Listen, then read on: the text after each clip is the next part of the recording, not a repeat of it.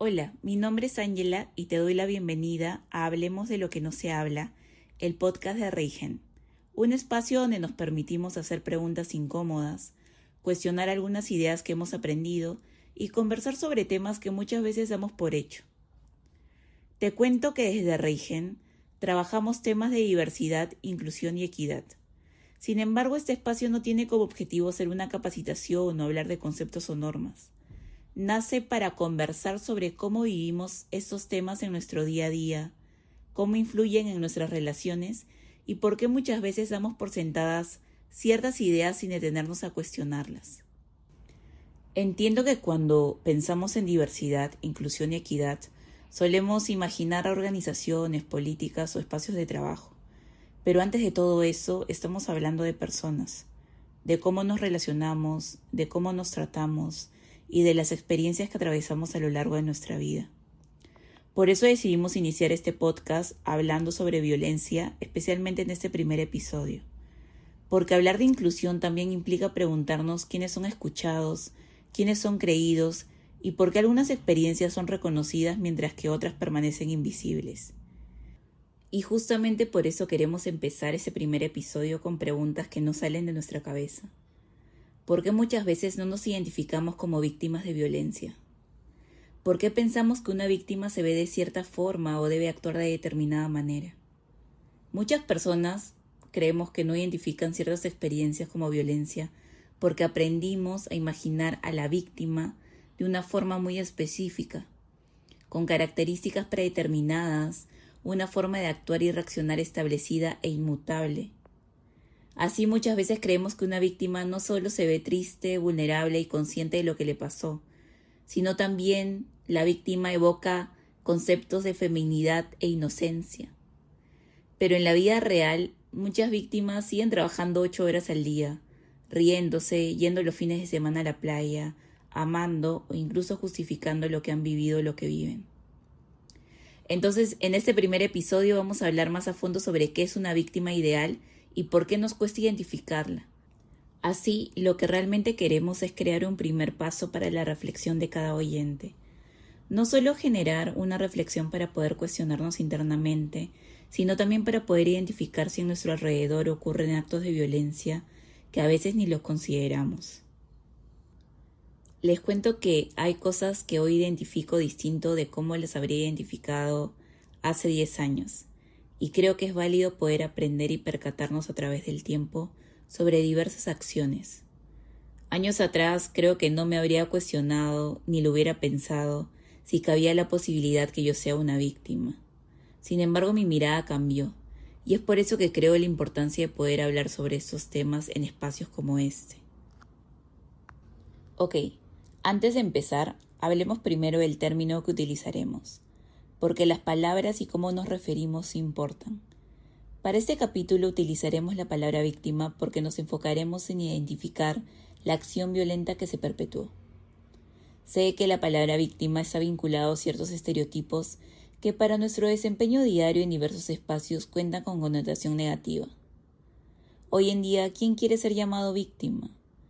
Pues según el entender social se asume que las víctimas son personas débiles, deprimidas, dependientes, entre otras características similares. Sabemos que desprender esos estereotipos de la palabra no es una tarea fácil, pero vamos a poner la primera piedra para reconsiderar esta palabra en quienes nos escuchan. Por eso empecemos. ¿Cómo nos imaginamos a una víctima? Si cerramos los ojos y pensamos en una víctima, ¿qué se te viene a la mente? Bueno, empiezo yo. Si cierro los ojos y me imagino y describo rápido a una víctima, me imagino una mujer joven, vulnerable, de bajos recursos económicos, triste, deprimida, madre de familia. Creo que este prototipo puede explicarse por las campañas en los medios cuando hablamos de violencia. Si buscamos en nuestro navegador, inclusive víctima de violencia, vamos a encontrar imágenes muy parecidas a este imaginario que les he descrito.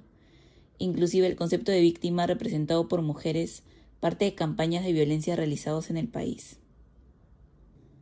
Y si ahora pensamos, ¿alguna vez yo he sido víctima?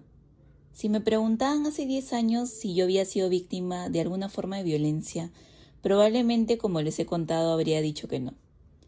Muchas personas hemos necesitado años para ponerle nombre a cosas que vivimos.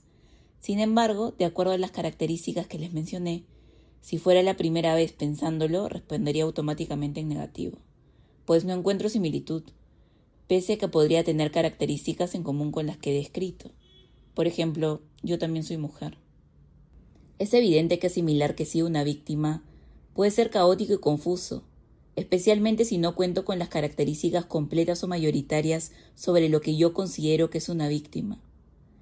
Es decir, si, de acuerdo a las características de lo que es una víctima para mí, como les he señalado, yo no soy vulnerable, no cuento con bajos recursos, no estoy triste ni deprimida o no soy madre de familia, entonces para mí yo no sería una víctima. Es decir, no me identificaría como una. Pero ¿se han dado cuenta de que cuando pensamos en una víctima siempre imaginamos a alguien muy específico, como si fuera alguien externo a nosotros?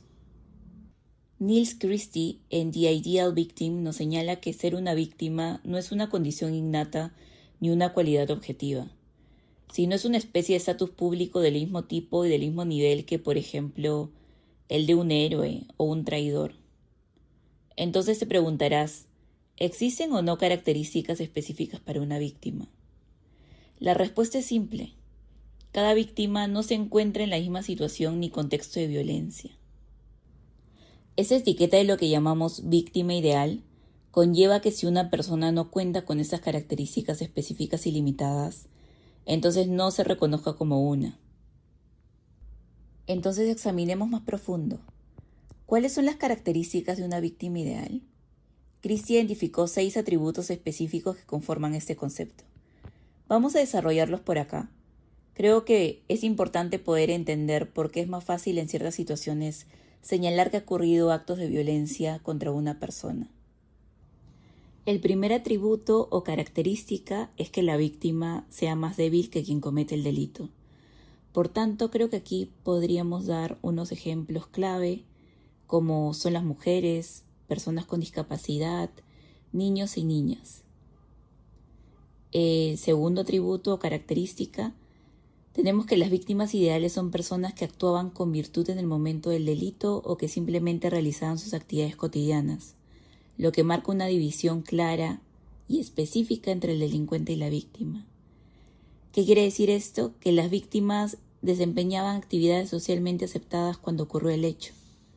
Por ejemplo, una víctima ideal es una madre de familia que también es ama de casa y cuida a sus hijos. Contrarrestemos este punto con personas que ejercen el trabajo sexual, por ejemplo, quienes no forman parte de este grupo de víctimas ideales. Tercero, las víctimas ideales no tienen ninguna responsabilidad en el delito cometido contra ellas. Es decir, son víctimas virtuosas porque no se cuestiona su responsabilidad en el acto. Número 4.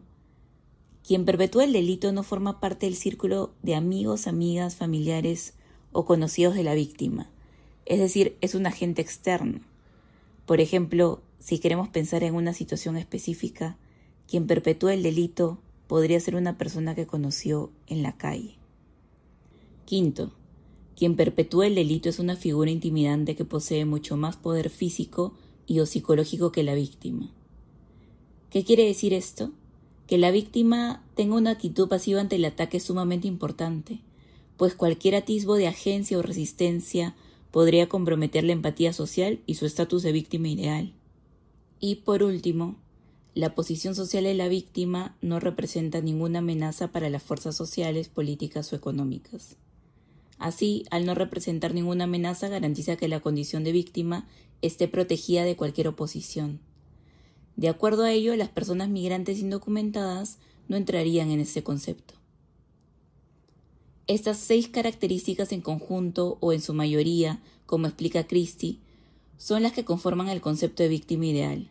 Esto respondería a la pregunta que nos hicimos al principio de por qué nos cuesta identificarnos como víctimas. Esas 6 características son realmente difíciles de cumplir, porque los episodios de violencia son diferentes en su totalidad. Entonces, ¿por qué cuando una persona profesional, exitosa, segura de sí misma, dice que sufrió violencia, a veces cuesta creerle. Automáticamente pensamos, pero esa persona es fuerte, pero esa persona tiene dinero, pero esa persona tiene estudios, como si eso exonerara a las personas de ser víctimas de violencia. Muchas personas, incluyéndome, hemos necesitado años para ponerle nombre a cosas que vivimos. Porque el concepto de víctima ideal no solo existe en nuestra cabeza cuando pensamos en nosotros mismos. También aparece cuando observamos la historia de otras personas y decidimos, muchas veces sin darnos cuenta, quién merece nuestra empatía y quién no. Así, las víctimas ideales tienen mayor probabilidad de ser noticia. Los delitos cometidos contra las víctimas ideales tienden a generar una cobertura mediática desproporcionada en comparación con los delitos cometidos contra víctimas consideradas, por ejemplo, más fuertes o más poderosas, o quienes desempeñan un rol en la sociedad diferente al establecido, o que tienen un mayor poder adquisitivo. Por ejemplo, la sociedad reacciona diferente de una mujer adulta, una mujer famosa o una mujer con poder económico, y reacciona totalmente diferente si es hombre. En base a ello, las víctimas ideales son capaces de generar reacciones tan fuertes que la ciudadanía exige cambios que suelen cumplir dos funciones: proteger solo a quienes corren el riesgo de ser víctimas ideales de delitos similares y castigar con mayor severidad a quienes realizan estos delitos contra las víctimas ideales. Al final, como diría Anna Foeringer-Beale en Why the Ideal Victim Persists, ese estereotipo de víctima no solo es perjudicial para quienes no encajan en él, sino que también daña a las víctimas que sí lo hacen. Por un lado, la víctima ideal obstaculiza la asistencia a las víctimas que no se ajustan al molde preestablecido, como por ejemplo las trabajadoras sexuales o las mujeres migrantes indocumentadas. Por el otro, la víctima ideal debe comportarse también siempre como una si busca ese reconocimiento perpetuo. Los únicos beneficiarios del concepto de víctima ideal son quienes ejercen esta violencia, porque hacen a la víctima responsable y reducen su culpa. Por ejemplo, en el año 2018 en Irlanda, un hombre fue absuelto luego de violar a una joven de 17 años, pues su abogado declaró ante el jurado que existía consentimiento bajo el argumento siguiente: deben fijarse en cómo iba vestida, llevaba una tanga con encaje. Esto ocurrió también en el año 2020 en Perú, donde jueces absolvieron a un acusado de violación sexual tras argumentar que el uso de ropa interior roja con encaje indicaba que la víctima estaba predispuesta al acto. Esos son ejemplos de ropa interior que no encajan dentro de la ropa interior que debería usar una víctima ideal, donde se reduce o anula la culpa a quien agrede porque la víctima no usó una ropa íntima que le identifique como la más débil, más virtuosa, sin responsabilidad, todo lo que nos describió Christie. Pese a ello, en estos casos pareciera que la ropa es uno de los elementos que configuran quién es y quién no una víctima ideal. Bajo ese concepto, una víctima ideal no lleva una tanga con encaje. Seguramente nada que tenga encaje ni de colores rojos, pero al final esta decisión sobre qué ropa configura una víctima ideal es tan volátil. ¿No piensan lo mismo? No me sorprendería si ya no seríamos una víctima ideal si usamos falda, o quién sabe, si usamos prendas de vestir de un tamaño en específico, colores vivaces, o quizás ropa negra o blanca o accesorios. ¿Qué otras cosas hemos escuchado que se utilizan para decidir quién merece ser creído? No solo la ropa, sino seguramente la profesión, el nivel educativo, el estado civil, la maternidad e incluso la nacionalidad. Y esta lista podría seguir. ¿Cuántas veces se analiza más la ropa, la conducta o características de quien sufrió la violencia que la conducta de quien la ejerció? Aquí hago un llamado porque creo que es necesario reflexionar un poco sobre lo que hemos analizado. Hasta ahora hemos hablado de cómo existe una imagen socialmente construida de lo que entendemos por una víctima y cómo es usual que no nos reconozcamos como víctimas si no contamos con algunas de estas características que configuran una víctima ideal. Y dentro de lo expuesto, un factor que también refuerza esa imagen es que muchas víctimas no cuentan con señales visibles de violencia. Porque pareciera que cuando la violencia deja marcas físicas, nos resulta más sencillo identificarla, creerla y reaccionar frente a ella. Pero, ¿qué ocurre cuando esas marcas no están? Existe algo curioso. Muchas veces necesitamos verla para creerla. Necesitamos ver un moretón, una agresión física, una evidencia visible, como si aquello que no deja marcas visibles fuera menos graves o incluso no fuera violencia.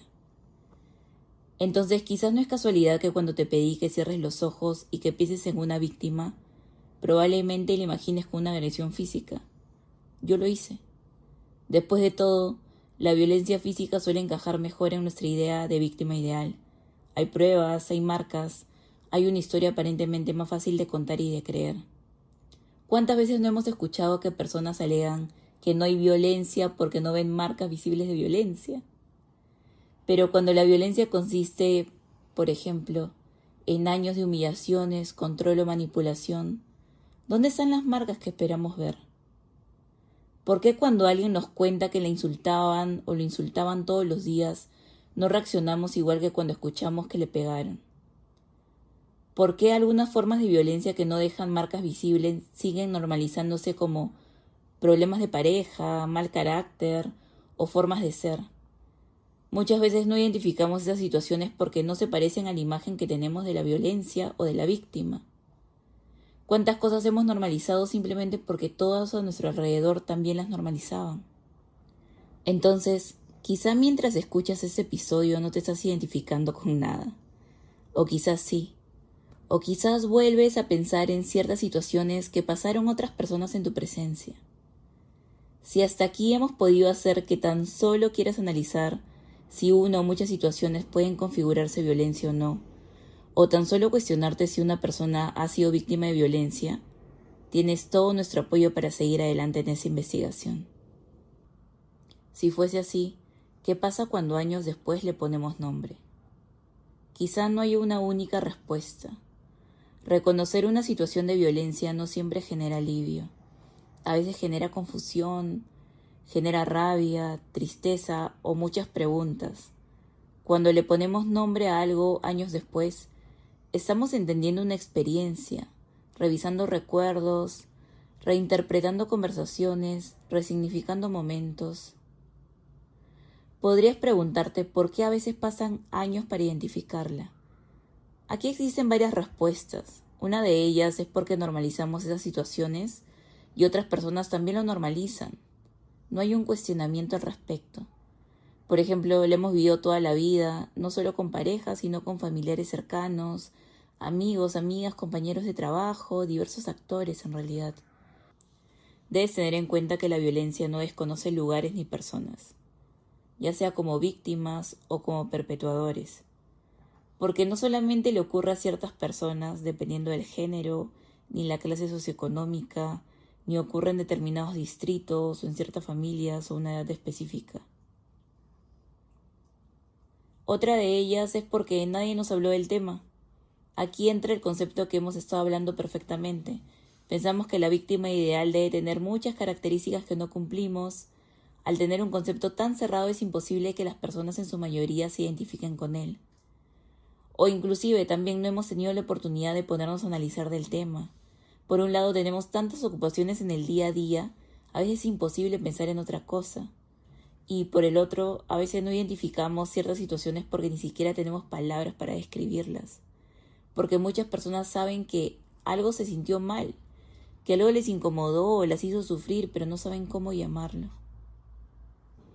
Y pues, para terminar este primer episodio, quiero terminar con una pregunta. ¿Qué pasa cuando descubrimos que nunca nos consideramos víctimas?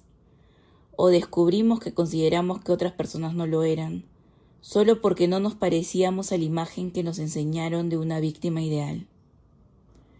Tal vez mientras escucha esto estás pensando, Ángela, creo que he sido yo o ha sido alguien que conozco y recién puedo ponerle nombre. Pues genial, por eso estamos aquí. Hoy reconocemos, y si bien no cambia lo ocurrido, sí cambia lo que podemos hacer con ello. Nos vemos en el siguiente episodio. Gracias por escucharnos.